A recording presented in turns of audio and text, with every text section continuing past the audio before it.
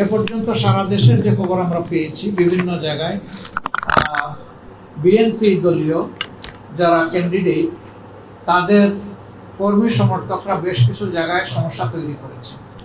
যেমন আমরা খবর পেয়েছি কুমিল্লার বগুড়া, সেখানে বেশ কতগুলা সেন্টার দখল করে নেওয়া হয়েছে এবং আমাদের প্রার্থীকে শারীরিকভাবে আঘাত করা হয়েছে, যা গুরুতর নয়।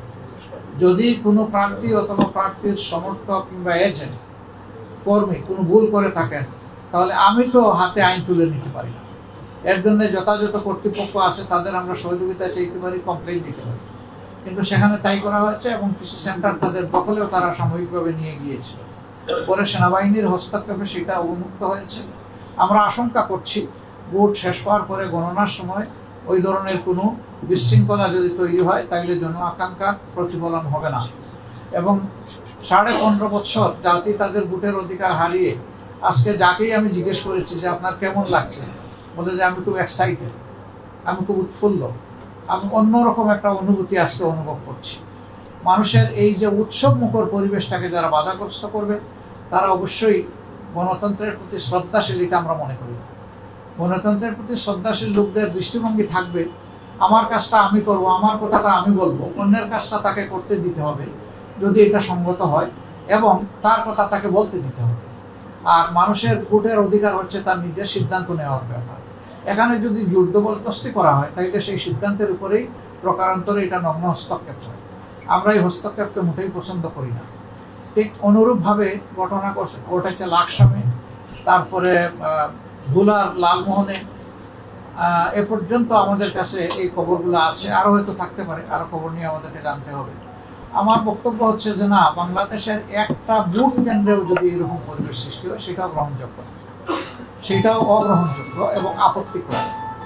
তবে আজকে আমরা এখন পর্যন্ত আমাদের সশস্ত্র বাহিনীর যে ভূমিকা আমরা দেখছি, তাদেরকে আমরা অন্তরের অন্তঃস্থল থেকে ধন্যবাদ জানাচ্ছি।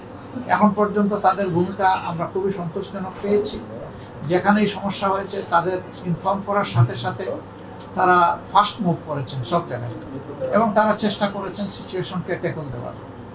যদি আমাদের গর্বের এই সেনাবাহিনী এবং সশস্ত্র বাহিনী তাদের এই কর্তব্যটা নিষ্ঠার সাথে পালন করে, তাহলে আমরা আশা করি দিন শেষে জাতি একটা ভালো ভোট উপহার পাবে, ইনশাআল্লাহ ভালো একটা নির্বাচন পাবে, এবং ভালো নির্বাচন হলেই একটা ভালো সরকার তৈরি হবে, যে সরকার এদেশের মানুষকে নিয়ে ভাববে, যে সরকার হবে জনগণের সরকার। আর জালিয়াতির মাধ্যমে যদি কোনো সরকার গঠিত হয়, তাহলে ওই সরকার জনগণের দুঃখ দরদ বুঝবে না এবং জনগণের সাথে তাদের কোনো সেতুবন্ধন থাকবে না। আমরা চাই সরকারটা হোক জনগণের, কোনো দলের নয়, ব্যক্তির নয়, পরিবারের নয়। দল ব্যক্তি পরিবারের গণ্ডি অতিক্রম করে 18 কোটি মানুষের সরকার কায়েম হবে আগামীকাল থেকে, সেটাই আমরা আশা করি।